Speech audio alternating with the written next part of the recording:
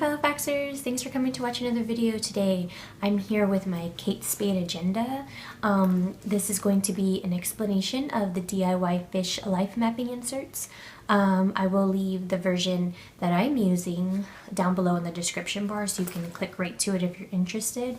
I wanted to mention that there are a lot of other versions out there, a lot of really neat ones, so I would suggest looking into that if this is not your style, if you want something a little bit more condensed, if you want something a little bit less detailed, you can definitely find that with the DIYfish inserts. These are just the ones that are working for me, particularly because I was with an A5 for a second and that was working great, but the actual A5 binder was too big for me to take out and use, so I decided to come down to a personal, although I still needed the space.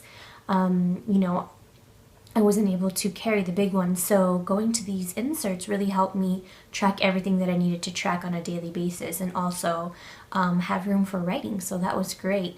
I wanted to mention that thank you so much for all the positive comments about the Filofax how-to videos.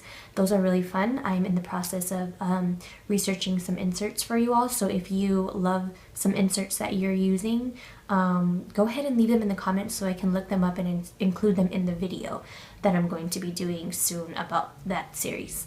Other than that, thank you so much for subscribing and for watching my videos. They're really fun to make. I have a great time looking things up for all of you and I really do appreciate it. So let's just switch views and we will get into the life mapping inserts. Hey guys, so I just realized how much I said earlier in the introduction, so I am going to work on that. Let's jump into the video. My first divider is the calendar section, and when you first get in here, I have my May goals right here on a journaling card, and what I did was I just took a journaling card, cut it down this way, rounded out the corners, and then it was a little decorated already, so I decorated it a little bit more and put it in there.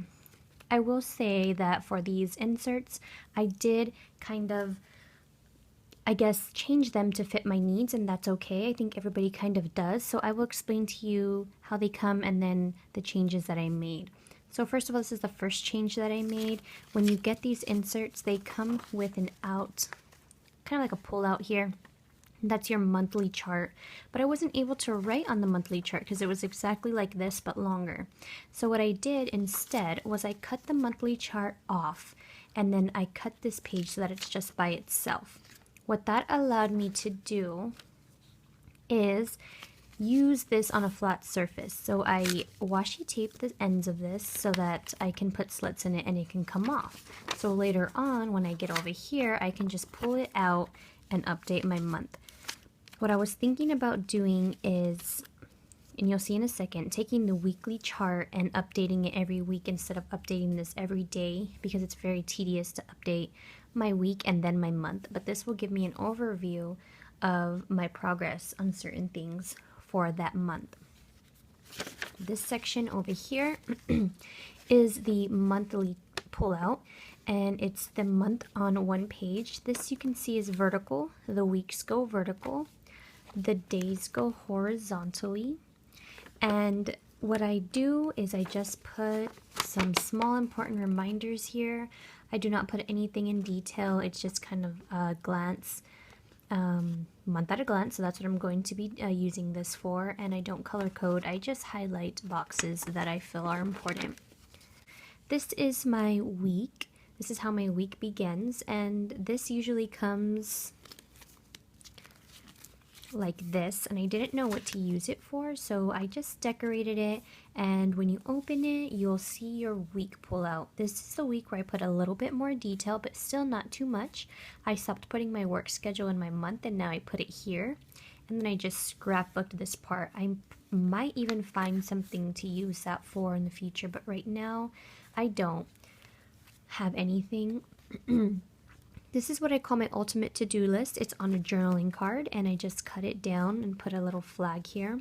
This is kind of like a brain dump of to-dos. I just brain dump everything that I ever feel like I need to do, and it doesn't even have to be for the month. What I do is I pull from this section for my to-do list in my days, and when these little squares, start getting filled up, I will make a new one and just kind of update my new ultimate to-do list.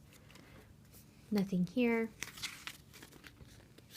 Okay, this part is my favorite, and the reason why is because it's kind of like a planning ahead, but also a way to check your progress. I do not plan my months ahead, so May was here with my important dates, and then now June is here with my important dates, and I will continue on until I run out of space. This right here is a 21-day challenge that I actually tried to start about a week ago, but it didn't work out, so I am not going to give up on it. I just made a new one out of a Project Life card, and I'm going to start today and end on the 27th. This is the weekly chart. So like I was saying about the monthly chart, there's also a weekly chart, which is really, really nice. I do not color code my boxes. I feel like if I was doing something for school, I could probably color code my classes, and that would be great, amazing way to use this. But right now, I'm just tracking general things here, such as Instagram, YouTube, vitamins, caffeine, exercise, and no spending. So that's what I have there. Didn't know what to do with this section, and it was kind of bothering me that it was open space, so I made it a don't forget, and I couldn't figure out where to put some of this information, so I'm putting it in the don't forget section for that month. Now it's my day on 2 pages. This is what allowed me to go from an A5 size all the way down to a personal without losing any necessary space. And I want to mention that there's a lot of ways you can use this section. These two here, I will link Erin Joy's videos down below. She used a different insert version in her video, and I liked the way she used that. I just need a little bit more space. And I will link Bunny Girl's video below.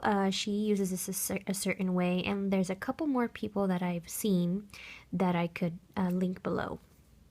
So here is just a quote section. We have a hydrate section.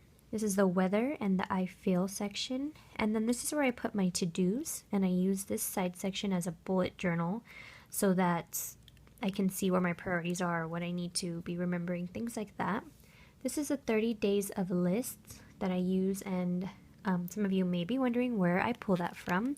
Just hashtag 30 days of lists on Instagram, and you will find a bunch of prompts. So I just copied them, and I use different ones every day. This section is for notes. So you can see here that I have a bunch of notes kind of about my to-dos actually for that day.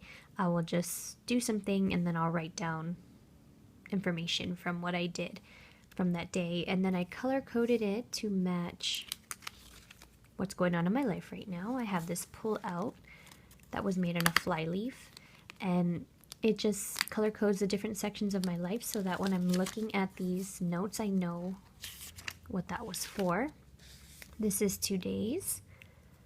I have a little note here with on a Project Life divider that I cut down. And that's how that works. I did kind of pre-decorate for the rest of the week.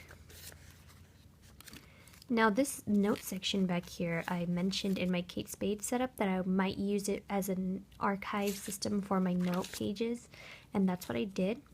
What I'm planning to do is take these notes and put them on a separate paper if they're relevant, and if they're not relevant, well then I'll archive them somewhere else. Just because it has some cool quotes and some cool ideas here that I made. So I just have them there for now. And it was really just the end of April that I was doing that. So let me just show you what it's meant to look like all pulled out. That's what that system is meant to look like, and it's great. So you have your Monday through Tuesday, Wednesday, Thursday through Sunday here on your weeks, and then you have your day. So you can see your month, your week, and your day all in one spread. I highly recommend the DIYfish if you are looking to track a few things that you may not have been able to track before. Like I said, I will have all the links below, and I hope that you enjoyed this video, and thank you so much again for subscribing and for watching and for being so supportive. I love this community, and I look forward to seeing you in my next video. Have a great day. Bye-bye.